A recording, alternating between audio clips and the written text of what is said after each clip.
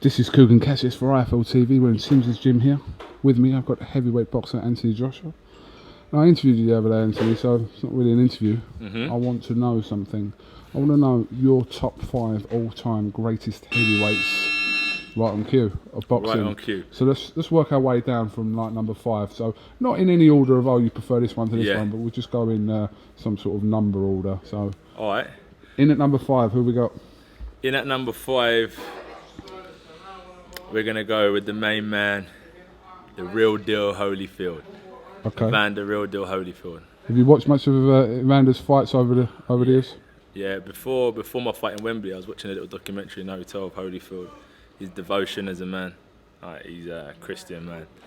I loved his fights where he tucks up on the inside, works, slips, everything that a trainer would ask for, really. Massive heart. I'll put Evander Holyfield in my top 5. Okay, and did you happen to catch Evander Holyfield on Celebrity Big Brother? Yeah. The picture of him when he's skanking out like. Not personality. I don't think it was. I think he should have had a little bit more time in there to show that personality. 100%. And interestingly, all his children begin with the letter E as well, which is a interesting fact about Evander. Yeah. Who's in your number 4, Anthony? Number 4 would have to be the main man, the Lion, Lennox Lewis. You know, he played a big role in my decision turning professional. I seek some advice from him as a mentor. You know, undisputed heavyweight champion, the last undisputed heavyweight champion that we've had. It's a bit interesting because the time when he was dominating, the era he was involved in, I don't think he even got to showcase the best of his ability, and he still managed to dominate. You know, he showed us the sweet science of boxing, the simplicity to winning masterclass fights. So Lennox Lewis will be in my top 5. Okay, moving down to number 3. I'm gonna go. Let me quickly think.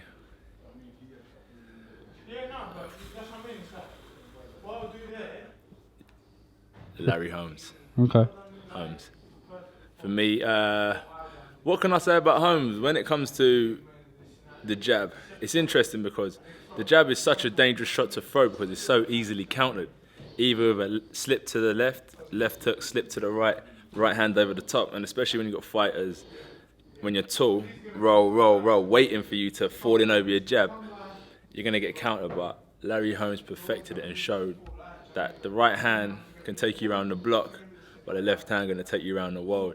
And that's why I love Holmes, because my stature and my frame, if there's someone I'd love to compare myself to, etc., with the jab, I'm going to study Holmes.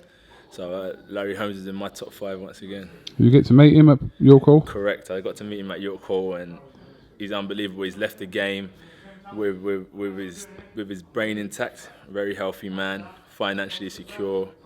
He's left a legacy.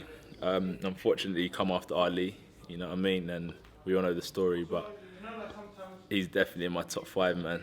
Okay. Number 2. Number 2 is gonna be the Iron Man, the man that I would love to have read comic books about when I was a kid. Iron Mike Tyson. The beast, the man with a 19-inch neck, the man with quads that made people say, don't skip leg day, the man with a chest that made you have to get your suits tailored, the beast that will knock you out of a left or right. You know what I mean?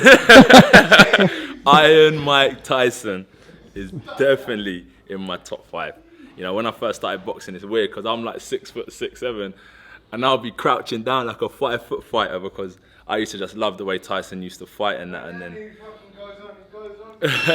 So Tyson definitely in my top 5. And finally, your number 1. The king of the ring, the finest, the man who brought finesse to the game, the greatest, Muhammad Ali.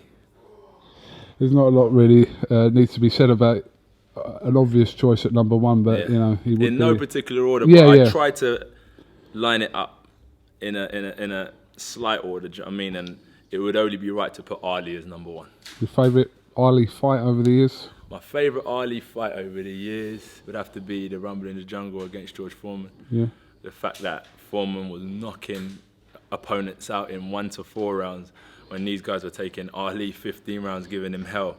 So it shows, you know, brute force is important, but smarts will always outdo the the force. Do you know what I mean? And Ali was a very intelligent man. So as long as you got a boxing brain, you'll always work your way out and find your routine, find your rhythm on how to defeat a tough bruiser.